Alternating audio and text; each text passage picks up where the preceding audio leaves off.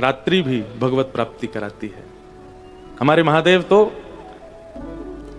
महादेव का श्रृंगार दर्शन कीजिए। आज थोड़ा महाशिवरात्रि है, शंकर जी के विषय में कुछ भाव आ रहे हैं कहूं।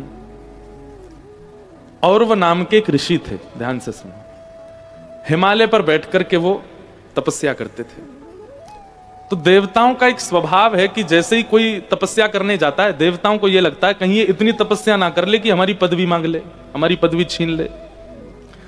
तो देवता क्या करते हैं, आकर के उसको ऑफर देते हैं, वरदान मांगो, ताकि तुम्हारा भजन यहीं रुक जाए, वरदान लेके तुम जाओ, कहीं इतना भजन ना कर लो कि हमारी पदवी छीन लो। क्योंकि भगवान का तो काम है भजन से प्रसन्न होकर प्रकट होते ही कहते, बताइए क्या दें, ब्रह्मा की पदवी दें, सूर्य की पदवी दें, यम की पदवी दें। ब्रह्मा जी, इंद्र कहते हैं हमारे तो सिंहासन के नट बोल्ट ढीले ही रहते हैं, कोई नेक भजन ज्यादा करे, भगवान सबसे पहले ऑफरिंग में रखते हैं, लाओ दें तुमको। तो इसलिए ब्रह्मादि देवता, और वो कहते हैं ना जल्दी प्रसन्न होने वाले देवता, ये कौन से देवता हैं जिनको भय रहता है कि हमारी पदवी छिन ना जाए? वो जल्दी प्रसन्न क्यों हो जाते हैं? वो इसलिए जल्दी प्रसन्न हो जाते हैं कि जल्दी हम जाएं, इसको दे दें जो इसको चाहिए, और फिर ये अपना भजन रोक दे यहीं पर। तो औरव ऋषि हिमालय पर भजन कर रहे थे।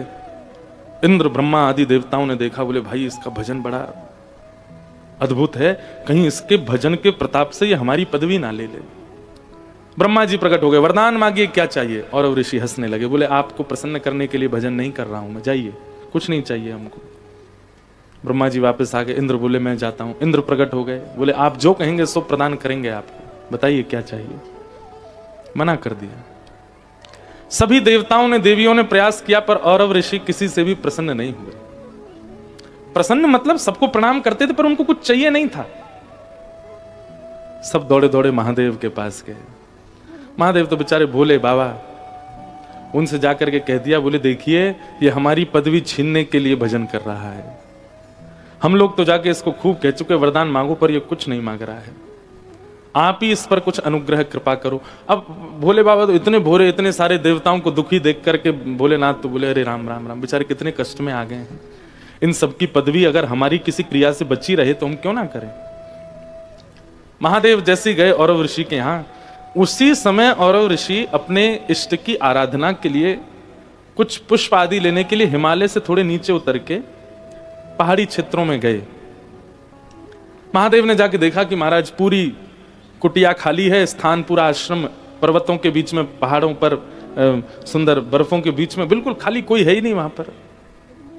महादेव ने देवताओं से कहा भैया यहां तो कोई भी नहीं है। बोले भगवान आप एक काम करो। बोले क्या? इसके जो आश्रम है ना इसको जला दो, ये आश्रम ही नहीं बचेगा, अपने आप दुखी होकर के चला जाएगा।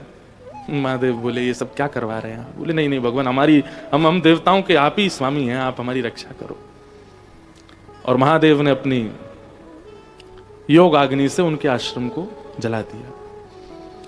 महादेव जाकर के अपने आसन पर बैठ गए, बैठ करके बढ़िया ध्यान में लग गए। अब औरव ऋषि लौट करके आए। जैसे ही उन्होंने आकर के देखा कि पूरा आश्रम संदग्ध, जल गया। मैंने क्या बिगाड़ा था किसी का? कभी देवताओं से कुछ मांगा नहीं, कभी किसी प्रकार की याचना की नहीं, कभी किसी देवता को परेशान किया नहीं, मेरा आश्रम क्यों जला दिया? कमंडल से जल लिया और तुरंत श्राप दे दिया, जिसने भी मेरा आश्रम जलाया है, जिस प्रकार मेरा आश्रम जल रहा है उसी प्रकार उसके तन में भी यही अग्नि धधकनी प्रारंभ हो जाए। दिखेगी नहीं पर पीड़ा पूरी वही देगी। ये श्राप जैसे दिया।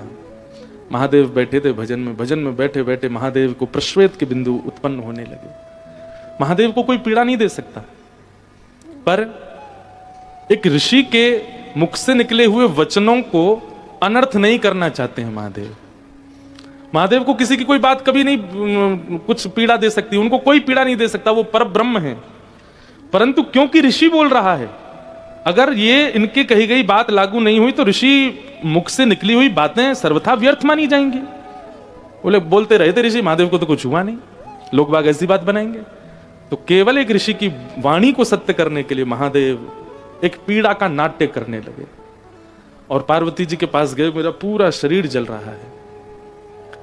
पार्वती जी ने खूब गंगा जल डाला, खूब सुंदर सुंदर नदियों के जलों से स्नान कराया, खूब लेप लगाया, लेकिन कोई भी महादेव को शांत नहीं कर पाया। देवता तो सब छुप गए, अपना काम बनता। कोई भी नहीं आया देखने के लिए कि महादेव की पीड़ा है। तब साक्षात शंख चक्र गदा पद्मधारी श्रीमन नारायण पधारे और आकर के जब महादेव की उस पीड़ा का दर्शन किया, नेत्र सजल हो गए ठाकुर जी के।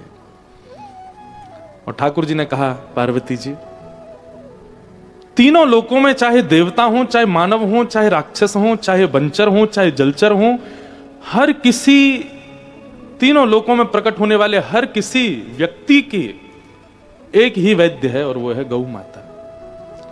आपने गैया का आह्वान किया? नहीं, अभी तक तो नहीं। बोले अब गैया को बुलाओ।